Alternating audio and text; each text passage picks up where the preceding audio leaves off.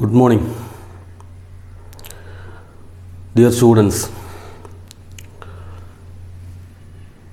Last class we have discussed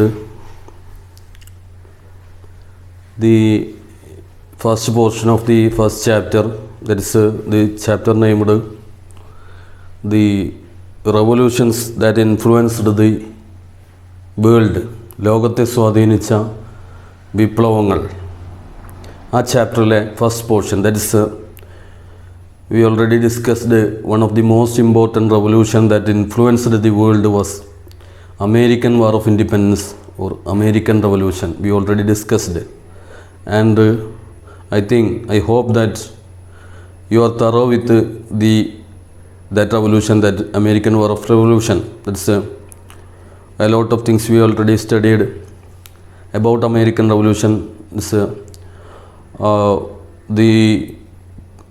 I'm already told you that when we are discussing about a revolution, three things to be reminded, that's the causes of the revolution, course of the revolution, and the results of the revolution or impacts of the revolution. And you know that the causes or reasons of the American War of Independence and the course from the beginning to last, course of the revolution and results. And you know about what's mercantilism? Mercantilism, one of the policy we studied, one of the policy implemented by whom? Implemented by the British merchants in the American colonies with the support of their motherland, that is England. That was that mercantilism was a policy. And what was the essence of that policy? The essence was they considered or they treated the American colonies, or the British merchants treated the American or considered the American colonies as the center of their raw materials and to sell their products. That was the essence of the policy named mercantilism. And number of laws in related to this mercantilism. And we know that who was the first president of America, US? Yes, that's the first president of America was George Washington. And a lot of things. Okay, come to the next revolution. And we know that in this chapter we are going to study the rest 4 revolutions. There are 5 revolutions we are studying in this chapter. One is already we studied. Then the next is French Revolution. ഫ്രാൻസിലെ വിപ്ലവം, French വിപ്ലവം എന്താണ് French വിപ്ലവം? അല്ലെങ്കിൽ what is the causes of the French Revolution, and what is the course of the French Revolution and the result of the French Revolution? And that we are going to study French Revolution. ഈ 3 കാര്യങ്ങൾ French റവല്യൂഷനെ കുറിച്ചുള്ള, നേരത്തെ നമ്മൾ American റവല്യൂഷനിൽ പറഞ്ഞതുപോലെ തന്നെ ഈ 3 കാര്യങ്ങൾ, French റവല്യൂഷൻ്റെ ഈ 3 കാര്യങ്ങൾ എന്തൊക്കെയാണ്, അതാണ് നമ്മൾ ഈ ഒരു പാർട്ടിൽ നമ്മൾ നോക്കാൻ പോകുന്നു, ഡിസ്കസ് ചെയ്യാൻ പോകുന്നു. നിങ്ങളുടെ ടെക്സ്റ്റ് ബുക്കിൽ നിങ്ങൾക്ക് കാണാൻ പറ്റും lot of statements made by the French rulers, like Louis XV says what? After me the Duke, and the Marie Antoinette says if they can't eat bread let them eat cake. And Louis XIV, according to Louis XIV, I am the state, ഞാനാണ് രാജ്യം, I am the state, and God has given absolute power to the king over his subjects, and only God has the authority to question him. That was the essence of I am the state. എന്നുവെച്ചാൽ Louis 14 പറഞ്ഞ കാര്യം എന്താ പറഞ്ഞത്? ഞാനാണ് രാജ്യം. മാത്രമല്ല എന്താണ്, ഈ അധികാരം എന്ന് പറയുന്നത് എനിക്ക് അല്ലെങ്കിൽ ഞങ്ങൾക്ക് അല്ലെങ്കിൽ കിങ്ങിന് കിട്ടുന്നത് ദൈവികമാണ്, ദൈവം തരുന്നതാണ്. അപ്പോൾ എന്താ പറയുന്നത്, that's only right to question the king's is only to God. എന്നുവെച്ചാൽ ഈ പറയുന്ന ദൈവത്തിന് മാത്രമേ രാജാവിനെ ചോദ്യം ചെയ്യാനുള്ള അവകാശം ഉള്ളൂ. ഈ പവർ ദൈവം തരുന്നതാണ് എന്നായിരുന്നു ലൂയിസ് 14 വാദം അല്ലെങ്കിൽ അദ്ദേഹത്തിൻ്റെ ഒരു കാഴ്ചപ്പാട് അതായിരുന്നു. ഫ്രം ദീസ് സ്റ്റേറ്റ്മെൻറ്റ്സ് എന്തൊക്കെ കാര്യങ്ങൾ നമുക്ക് ഈ 17-ാം നൂറ്റാണ്ടിലെ അല്ലെങ്കിൽ 17-18 നൂറ്റാണ്ടിലെ ഫ്രഞ്ചിൽ നിന്ന് നമുക്ക് മനസ്സിലാക്കാൻ പറ്റും അല്ലേ? A lot of things we can understand from these statement. എന്തൊക്കെ കാര്യങ്ങൾ മനസ്സിലാക്കാൻ പറ്റും? ആൻഡ് നമുക്കറിയാം അല്ലേ, ഇങ്ങനത്തെ സ്റ്റേറ്റ്മെൻറ്റ് പറയുമ്പോൾ സ്വാഭാവികമായിട്ടും അവിടെ ഉണ്ടായിരുന്ന ഒരു ഭരണ സമ്പ്രദായം എങ്ങനെയുള്ളതാണെന്നും അത് ജനങ്ങൾക്ക് എത്രമാത്രം ഉപകാരം ചെയ്തിരുന്നുവെന്നും അല്ലെങ്കിൽ ജനങ്ങൾ ഈ ഭരണത്തിൻ്റെ കീഴിൽ എങ്ങനെയായിരുന്നു എന്നൊക്കെ നമുക്ക് ഈ സ്റ്റേറ്റ്മെൻറ്റിൽ നിന്ന് തന്നെ മനസ്സിലാക്കാവുന്നതാണ്. അപ്പോൾ first of all we are going to study the plate of the French society on that time, on that period അല്ലേ? ആ സമയത്ത് ഈ ഫ്രഞ്ച് സൊസൈറ്റിയുടെ ഘടന എങ്ങനെയായിരുന്നു, അവരനുഭവിച്ചിരുന്ന യാതനകൾ എന്തൊക്കെയായിരുന്നു, അല്ലെങ്കിൽ ഫ്രഞ്ച് റൂളേഴ്സ് എങ്ങനെയായിരുന്നു അവരുടെ പ്രജകളോട് പെരുമാറിയിരുന്നത്, ഇതൊക്കെയാണ്. From the above statements what are the things to be understand.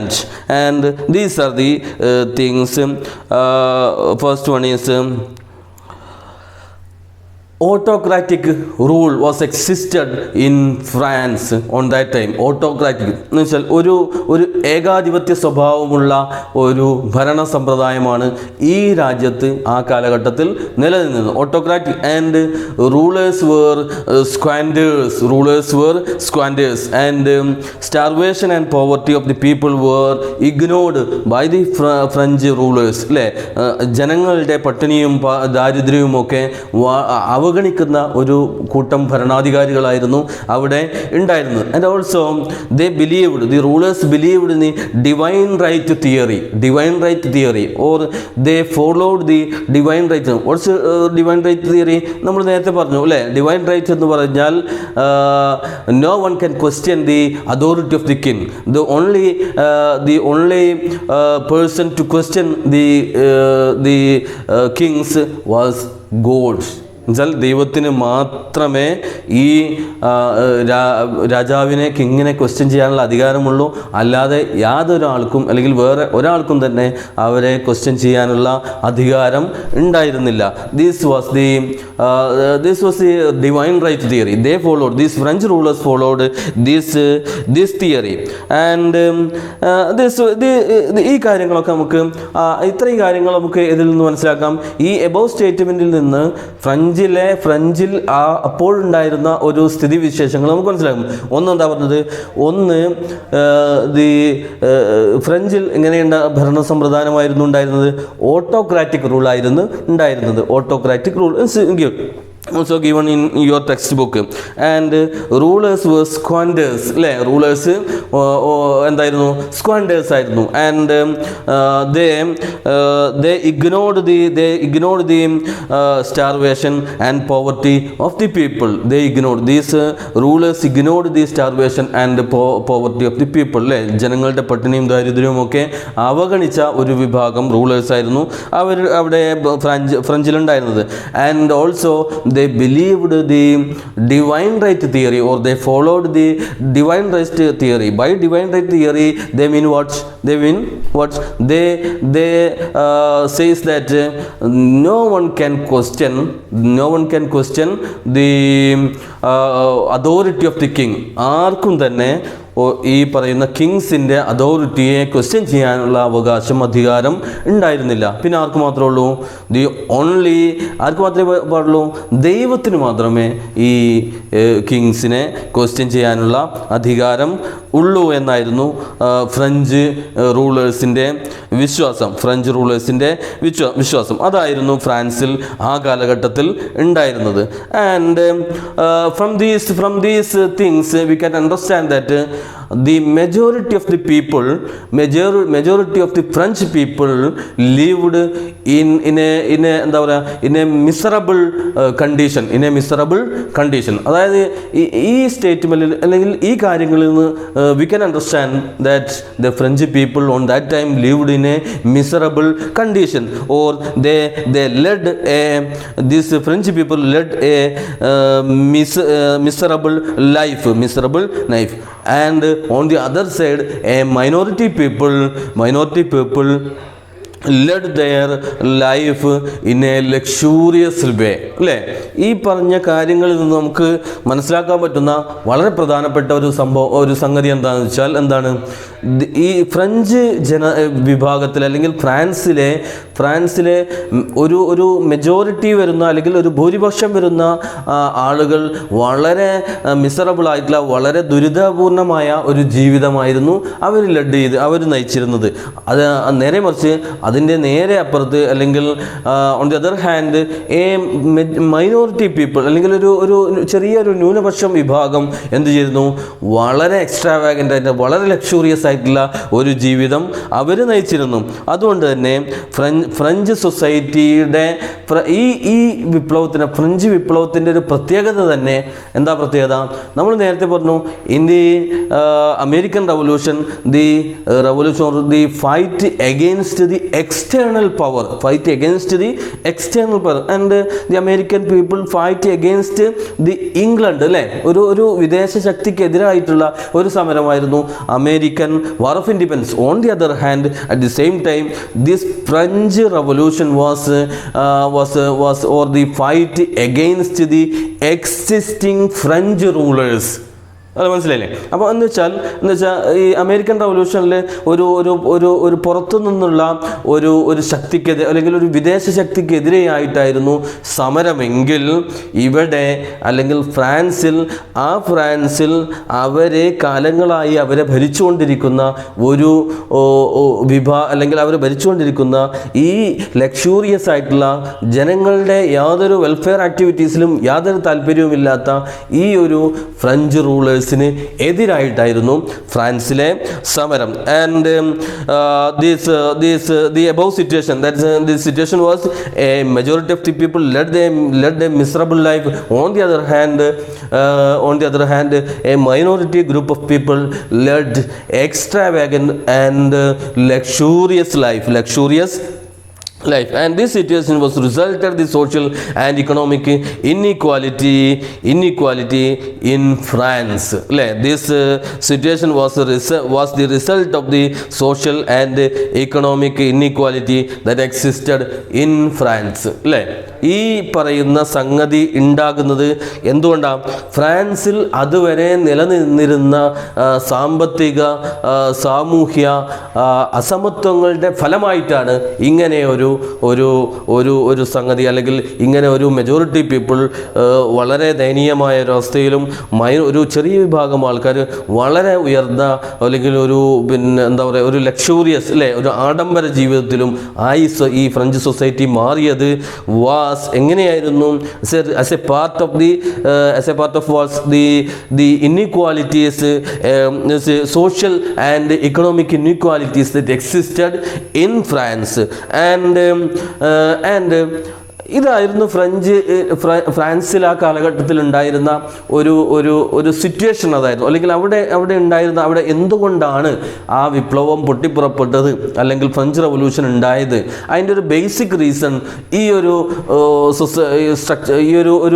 French സൊസൈറ്റിയുടെ ഈ ഒരു ഘടന അല്ലെങ്കിൽ ഈ ഒരു അവസ്ഥയായിരുന്നു, ഈ ഒരു സിറ്റുവേഷൻ ആയിരുന്നു. എന്തായിരുന്നു situation? Majority of the people lived in A miserable condition, and on the other hand a minority people led luxurious life. And also another thing is that the structure of the French society, say a particular structure in the French society on that time, that is what was the structure of the French society on that time? French society classified were divided into 3 stratas. Here stratas means 3 estates. എന്തായിരുന്നു ആ 3 എസ്റ്റേറ്റുകൾ? French സൊസൈറ്റിയെ 3 സ്ട്രാറ്റകളായി divide ചെയ്തിരുന്നു ആ കാലഘട്ടത്തിൽ. എന്തായിരുന്നു? First estate, second estate and third estate. That was the Stratus. First, second and third estates. That was the structure of the French society. ഈ 3 സ്ട്രാറ്റകൾക്കും അല്ലെങ്കിൽ ഈ 3 എസ്റ്റേറ്റുകൾക്കും പ്രത്യേകതകൾ ഉണ്ടായിരുന്നു, ഫീച്ചേഴ്സ് ഉണ്ടായിരുന്നു, അല്ലെങ്കിൽ വ്യത്യസ്ത ഫീച്ചേഴ്സ് ഈ 3 സൊസൈറ്റികൾക്കും ഉണ്ടായിരുന്നു. അപ്പോൾ നേരത്തെ നമ്മൾ പറഞ്ഞത് ഈ പറയുന്ന ഫ്രഞ്ച് സൊസൈറ്റി, ഫ്രഞ്ച് റൂളേഴ്സിൻ്റെ കാഴ്ചപ്പാടുകൾ എന്തായിരുന്നു ആണ് നമ്മൾ ആദ്യത്തിൽ പറഞ്ഞുകൊണ്ടുവന്നത്. ആ കാഴ്ചപ്പാടുകളുടെ ഭാഗമായി നമ്മൾ കണ്ടെത്തിയ കാര്യങ്ങളാണ് ഫ്രാൻസിൽ ആ കാലഘട്ടത്തിൽ ഓട്ടോക്രാറ്റിക് റൂളേഴ്സ് ആയിരുന്നു. മാത്രമല്ല rulers was squanders and also the rulers believed in divine right theory and also one more thing is starvation, and the rulers ignored the starvation and poverty of the people. And from these things we can understand that the French society in the French society a majority people led a miserable life. On the other hand, a minority group of people led luxurious life. That was the situation of the French society. And again, French society is divided into 3 stratas or estates, and 3 estates was called first estate, second estate and third estate. And number of features to these estates, and we can study the features of these estates in the next class. Let's now conclude today's class. Thank you all.